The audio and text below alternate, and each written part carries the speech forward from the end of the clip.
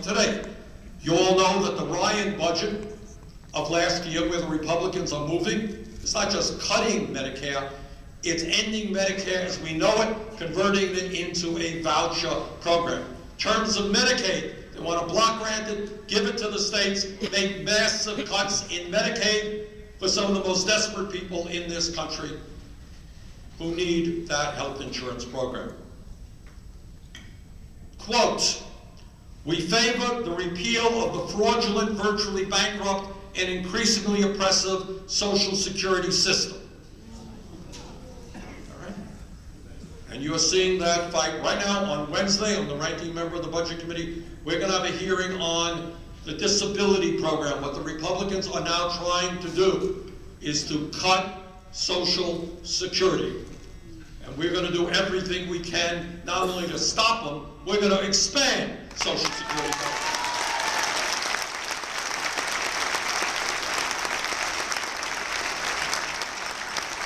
Quote, we propose the abolition of the governmental postal service.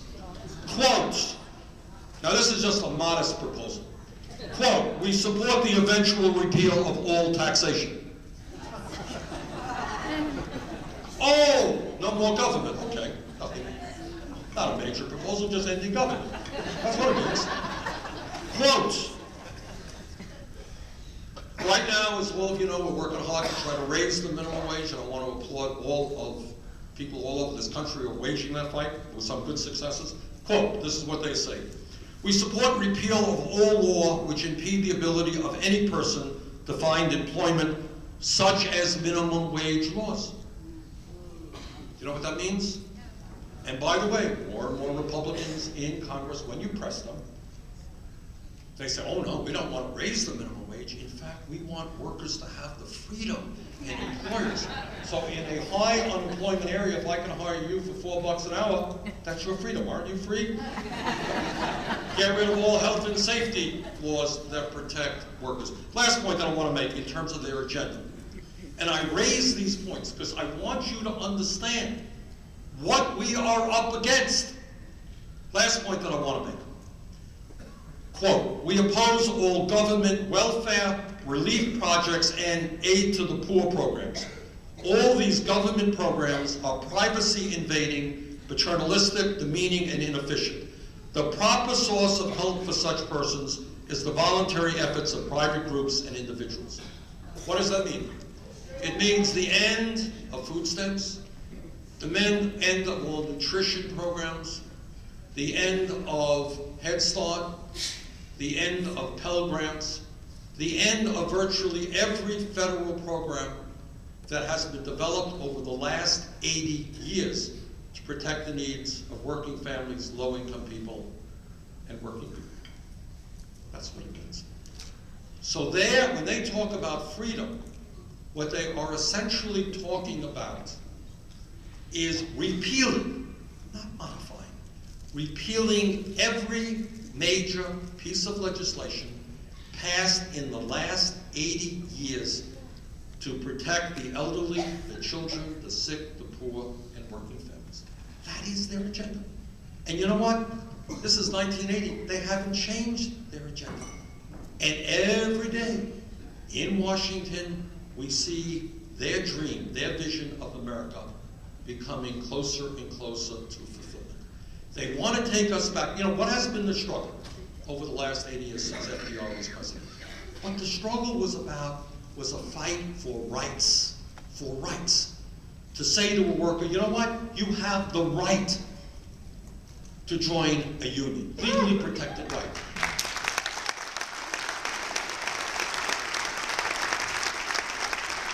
To say to a woman, you have the right not to be discriminated against. To say to elderly people, you know what? Before Social Security was established, 50% of the elderly people in this country lived in poverty. Today the number is too high, it is 9%. But what Social Security means is that you are guaranteed, underlined, guaranteed that when you are old, you at least have something to live on. What Medicare means is that when you are old and sick, you are guaranteed that there is a program there for you. And their vision of America is to repeal all of those rights and to say, we are the rich, we are the powerful, we own the economy, and if you are hungry, if you are sick, maybe, if we're in good spirits, we'll throw you a few bucks. But you don't have the right to anything. You are dependent on our good wishes because we own it all.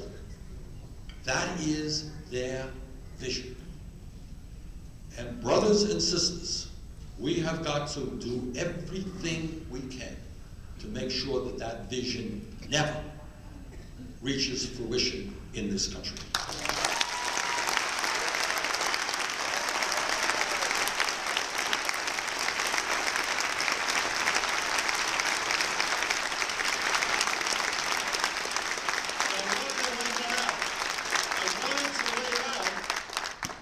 Because I want you to know what's going on.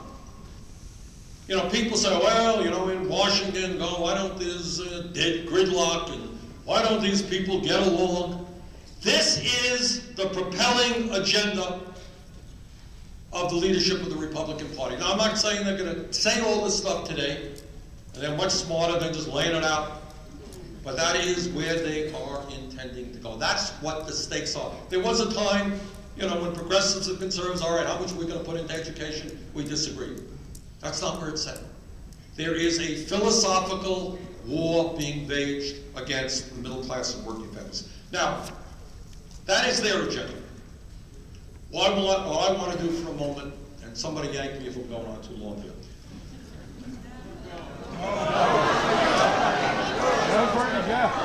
He said, please continue, so all right. All right. I want to talk about our need for a progressive agenda because I want to tell you something that is in fact very good news. And it's not just me, it's every poll that I have seen. And here's the good news. On every major issue facing this country, the American people overwhelmingly agree with our views. That's the fact. Now, the problem is that you have, as you saw in the last election, you have 4 states where in even conservative states, people voted to raise the minimum wage, and at the same election voted for people who did not want to raise the minimum wage. And those are the kinds of political issues that we have got to think through. Well, I want to give you an idea of what I believe an agenda for America is about. First of all, every poll that's out there, they say to the American people, what's on your mind most? You know what they talk about is jobs and income. That's what they talk about. I just introduced last week a bill that would allocate $1 trillion over a 5-year period to rebuild our crumbling infrastructure.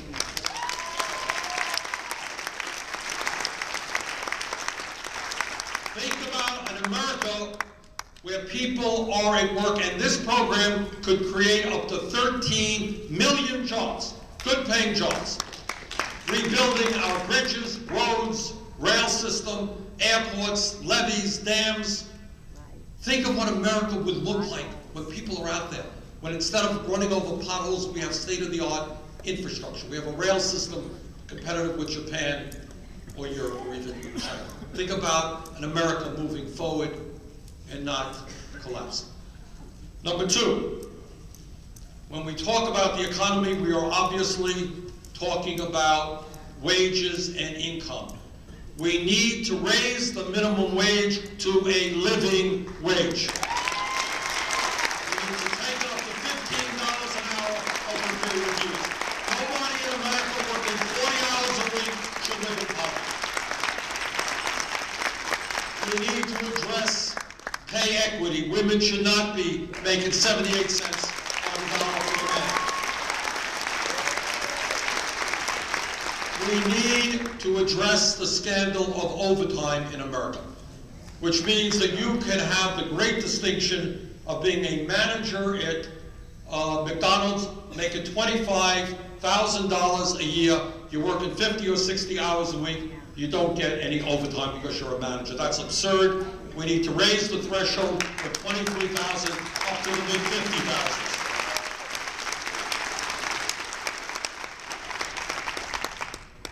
We need to end our disastrous trade policies.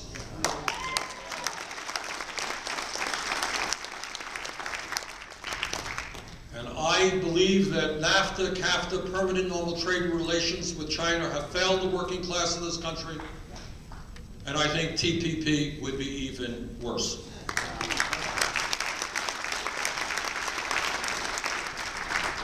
We need to do what many countries around the world are doing, and that is making college affordable or free for all of our people.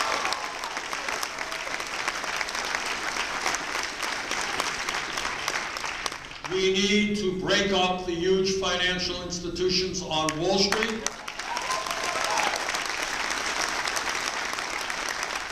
We need to move toward a single payout Medicare for all.